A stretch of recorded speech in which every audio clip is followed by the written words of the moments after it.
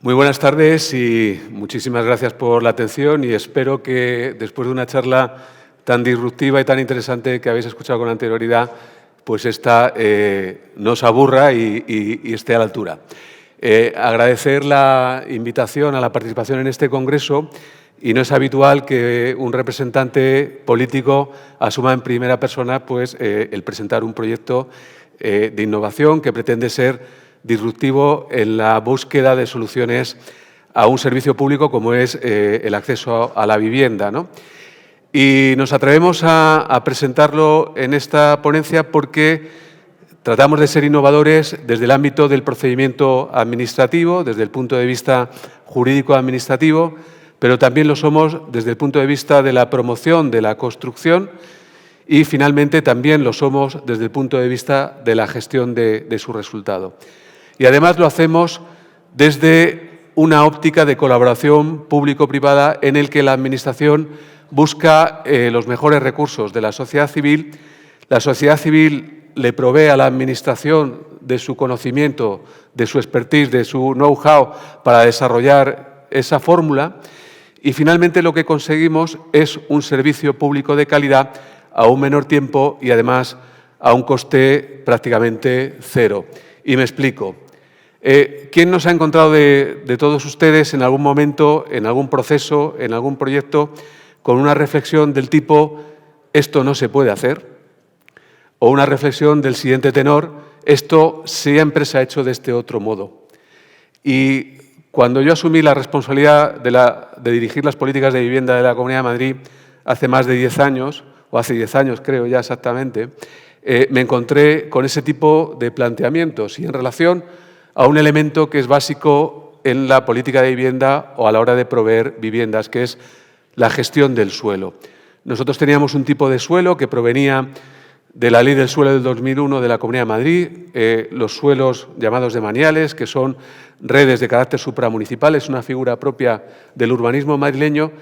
y descubrí que teníamos más de 1 millón de metros cuadrados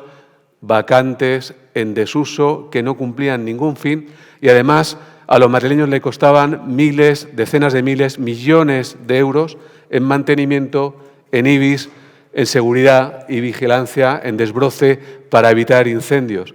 Y cuando pregunté por qué no se pueden hacer viviendas en esos suelos, se me decía, no, es que como son dominio público, solo podríamos hacerlo una vez que las parcelas sean aptas y urbanizadas con recursos públicos, que no tenemos. Y, en cualquier caso, bueno, además, sobre esas viviendas no se podrían vender porque es dominio público y tampoco se podrían alquilar porque, como mucho, cabría una cesión de esos espacios privativos en favor de sus ocupantes. Bien, ante esa disyuntiva, el problema era de envergadura. Tenemos unos suelos que no podemos desarrollar y que, además, no pueden cumplir sus fines. Bueno, pues aquí surge la cábala, es cuando, apoyado por un pequeño grupo de funcionarios, esa idea primigenia que se me ocurre a mí, trabajada con un pequeño grupo de un técnico de administración general de carácter jurídico, otro de carácter económico, una aparejadora y 2 auxiliares administrativos, empezamos a diseñar este proyecto y ahí se demuestra la fortaleza de la Administración pública y la capacidad y el valor de los funcionarios que conforman la Administración pública, de los cuales yo estoy muy orgulloso. Y diseñamos este esquema. Planteamos que con esa red de suelos de carácter de dominio público, ese suelo de manial,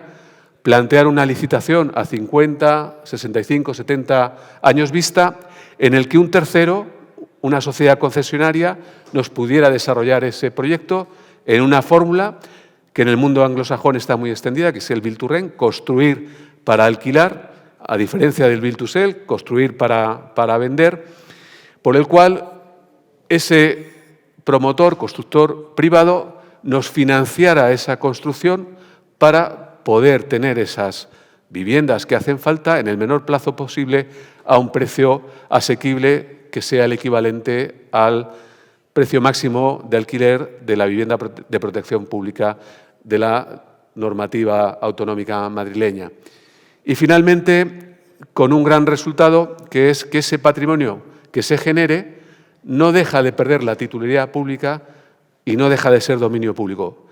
pero con un añadido: no solo el suelo seguirá siendo dominio público, sino que el vuelo, la edificación que se haga sobre él, revertirá en favor del patrimonio en beneficio de todos los ciudadanos. Como les decía, lo que se busca es una eficiencia en la gestión del patrimonio para conseguir ese resultado final de movilizar miles de viviendas. Y se hace también haciendo una disrupción en materia de procedimiento y desde el punto de vista jurídico, como les señalaba. Lo habitual en este tipo de procedimientos hubiera sido apoyarnos en la Ley de Contratos del sector público, pero todos conocemos que en relación a la promoción de obra pública, aunque sea de una obra de edificación, nos encontramos que la Ley de Contratos del sector público en relación a la obra pública nos acaba diciendo que la retribución de un concesionario de obra pública tiene que estar vinculada a la ley de desindexación y, por tanto, va perdiendo una distancia en relación a la actualización del índice general de precios al consumo y, por tanto,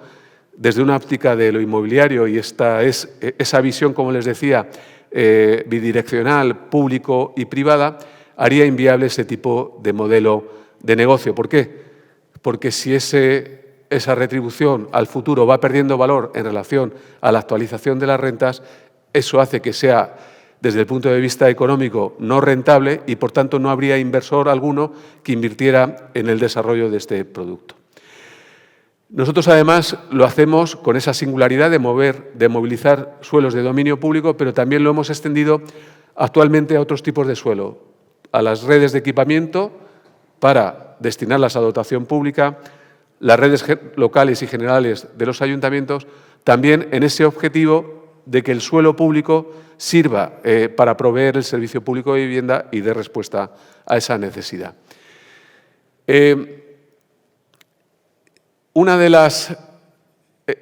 señas de identidad y elemento distintivo del Plan VIVE es que no cuesta ni un solo euro al presupuesto público. Y esa es otra de las grandes virtudes de este programa. El dinero que se destina a la construcción y edificación de estas viviendas no proviene del presupuesto de la Comunidad de Madrid, sino que proviene de nuestras sociedades concesionarias. Como les decía, revierte en favor de la Administración y, además, en el proceso de desarrollo genera tal volumen de impuestos a través del retorno fiscal que alimentan los 3 niveles de la Administración, ya sea en el impuesto de sociedades, la recaudación del IVA, a nivel autonómico, la participación en la recaudación de los IRPFs, el impuesto de transmisiones patrimoniales, a nivel municipal, los ICIOs, las licencias de obra, etcétera, etcétera. Todo eso acaba revirtiendo en favor de la Administración sin que a la Administración le cueste un solo euro y, además, generando alrededor actividad económica, empleo fundamental en un menor plazo de ejecución, permitiendo el desarrollo de una promoción simultánea de miles de viviendas cuando lo habitual en una Administración es que podamos hacer pocas viviendas a poquitos, ¿no? Porque no tenemos capacidad de hacer una licitación de proyecto de obra y, posteriormente, una licitación de una obra y, finalmente, la ejecución de esa obra y la entrega dentro del patrimonio público de vivienda. Por tanto, desde ese punto de vista del enfoque de procedimiento y normativo, es un modelo novedoso. Y, al mismo tiempo, hemos aprovechado el diseño de ese modelo para primar, por un lado, la sostenibilidad con la eficiencia energética, pero también la sostenibilidad social y económica. Buscamos también la disrupción en el ámbito constructivo, porque al no ser necesario la licitación primero de proyecto y después de obra, y lo que licitamos es una concesión administrativa de manial, no una concesión de obra pública, lo que hemos conseguido,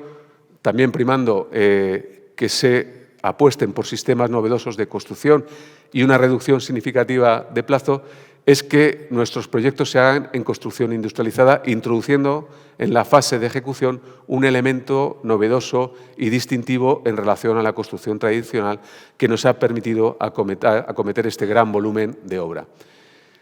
Aquí les dejo algunas de las cifras mareantes de este plan, a mi juicio, ¿no? Porque, por dimensionarlo, estamos hablando de que ya tenemos 53 proyectos simultáneamente trabajándose en el tiempo, 8.370 viviendas en ejecución. A día de hoy tenemos 3.300 ya entregadas con familias dentro de ellas. Y supone una movilización de inversión de 1.250 millones de euros. Y vuelvo a repetirles, esos 1.250 millones de euros no le cuestan ni un solo euro a los bolsillos de los ciudadanos madrileños y a los ciudadanos españoles, al tiempo que generan un retorno fiscal de más de 300 millones de euros en favor de las administraciones, al tiempo también que generan miles de empleos directos en la fase de construcción, más de 35.000, y luego todos los indirectos que se conservarán por el mantenimiento y conservación y gestión de estas edificaciones. Y además, lo que permite es que simultáneamente la Administración pueda impulsar un proyecto de esa envergadura sin tener que generar nuevos recursos humanos dentro de la estructura funcionarial o administrativa de nuestra Administración pública para hacer el control y seguimiento, porque lo hacemos en el ejercicio de autoridad y en el marco del contrato concesional a través de las sociedades concesionarias. Como les decía, introducimos elementos muy novedosos también en el ámbito de la ejecución. Aquí les muestro un esquema de lo que supone la construcción industrializada. La construcción industrializada significa que nuestros edificios, muchos de ellos, en este momento 3.000 de las viviendas, están construidas al 100% en construcción industrializada. Eso significa que se construyen en fábrica, off-site, se construyen en un entorno seco, en un entorno de seguridad y salud en el trabajo, un entorno donde pueden trabajar las mujeres, y se monta in situ en nuestras parcelas. 3.000 viviendas se están construyendo a día de hoy 100% industrializadas. Eso significa que la Administración Pública madrileña también es prescriptor del impulso de un nuevo sector empresarial que es la construcción industrializada. Y les digo una de las razones fundamentales por las que debemos ser prescriptores. A día de hoy, la edad media del sector de la construcción es 57 años. En menos de 10 años, el 70% del sector de la construcción se jubila. Y no hay jóvenes, ni tampoco inmigrantes suficientes que adquieran esa formación para que sustituyan esa mano de obra que se va a perder. Si no se apuesta por un nuevo modelo de construcción, no vamos a tener capacidad de construir en España y, por tanto, el que la Administración haga prescriptora de esa solución da una respuesta también a ese problema de cómo proveer viviendas en los próximos años. Desde el punto de vista del seguimiento y de la digitalización, la apuesta por la construcción industrializada y por nuevos métodos de la construcción nos ha permitido introducir en todo el sistema el BIM, el Building Innovation Modeling, Innovative Modeling, que permite introducir todo lo que es la digitalización del proyecto y obra en un modelo digital que reproduce como doble lo que luego físicamente va a existir. Eso nos permite monitorear todo el proceso de la ejecución. Como ven ahí, tenemos el seguimiento de cómo avanza la obra, todos los detalles significativos de la misma, la desviación o no en cuanto a la planificación de la misma y, posteriormente, en la fase de comercialización, cómo se va ocupando. Pero va más allá. En el futuro, una vez entregados los edificios, lo que permite es la gestión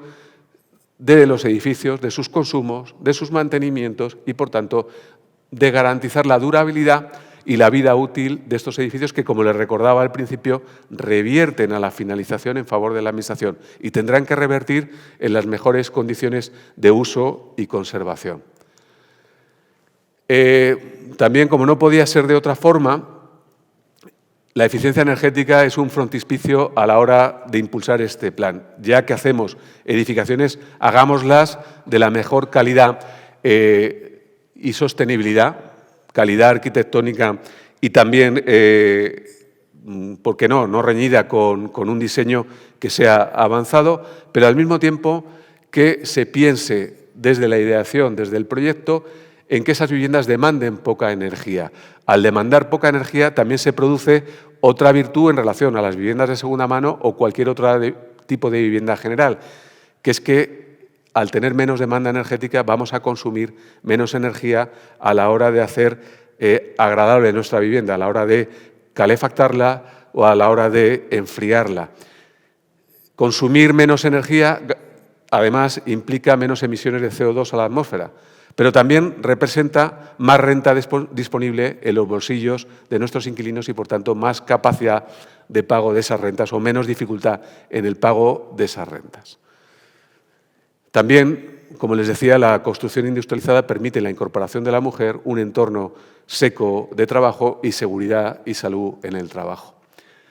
El resultado, como les decía, 3.300 viviendas ya terminadas, 6.900 en fase de ejecución y en 2 o 3 semanas aproximadamente sacaremos una nueva licitación de 4.400 viviendas. Como pueden ver, las calidades arquitectónicas y el resultado final de servicios y amenities de cada una de las promociones, porque lo que no queremos tampoco es que estas viviendas desmerezcan la calidad de los entornos urbanos en las que se desarrollan, no seamos, desde el punto de vista de la Administración, cicateros en cuanto a que no tenemos una responsabilidad en orden a generar arquitectura de calidad y que no se nos pueda decir que no estamos haciendo ese esfuerzo. En cualquiera de los casos, señalarles que el objetivo del Plan VIVE es perfectamente extrapolable a otras administraciones. Si bien es verdad que el horizonte de coste cero para todas las administraciones no es posible en todas las localizaciones, lógicamente tiene que ser allí donde haya demanda, personas que vayan a querer vivir, tiene que ser en suelos aptos, en suelos que ya estén urbanizados y además, en cualquiera de los casos, con el objetivo de obtener una renta asequible, lo que tiene que hacer la Administración, como es el caso de la Administración madrileña, es no cobrar ni un solo euro por la explotación de estas parcelas. El canon es gratuito, eso lo permite la Ley de Patrimonio y, por tanto, así lo hicimos porque el objetivo era conseguir rentas asequibles entre un 30 y un 40% inferiores al precio de mercado, que era el objetivo que nos habíamos planteado. Y, como les decía, sí que desde la Administración se puede ser disruptor en un entorno muy difícil y muy burocrático, como es las leyes administrativas, las leyes urbanísticas, las leyes que tienen que ver con la contratación desde el Estado y, finalmente, nosotros sí que hemos podido aunar un modelo distinto, hemos podido dar una respuesta de la Administración a una de las preocupaciones fundamentales de los ciudadanos. Esta es una de las vías, no digo que sea la única, evidentemente, si no hay una playa de un abanico de soluciones, el problema de acceso a la vivienda no se va a resolver y va a ser muy difícil, pero esto suma miles de viviendas y, por tanto, el objetivo desde ese punto de vista y desde las herramientas que tenemos desde la Administración, entiendo que se ha conseguido. Muchísimas gracias y muy buenas tardes.